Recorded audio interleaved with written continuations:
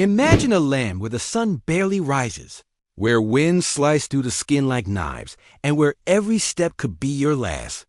This was Antarctica in 1912, and Douglas Mawson, a young Australian explorer, was about to face a test that would push him to the very limits of human endurance. Mawson had set out with 2 companions to explore the frozen wilderness, map the uncharted coastline, and study glaciers. At first, the journey was exhilarating. Snow sparkled like diamonds under the pale sun, and the icy silence felt sacred.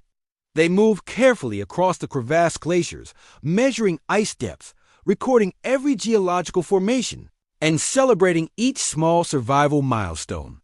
But the Antarctic is unforgiving. One morning, as they crossed a hidden slope, disaster struck. One companion slipped into a concealed crevasse. Mawson and the other man tried desperately to save him, but the ice gave way. Within moments, the man was gone.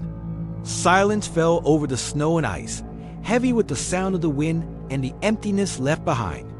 There was no time to grieve. Survival demanded action.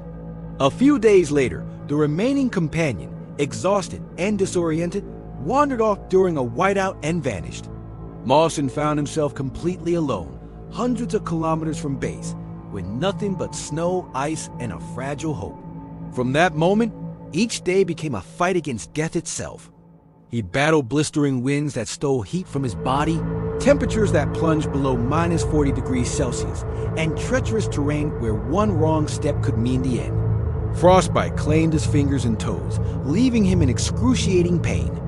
Hunger gnawed at him relentlessly, making every step feel impossible. He had only a few rations, some basic tools, and an unbreakable will to survive. As he dragged himself across the ice, Mawson learned to improvise constantly.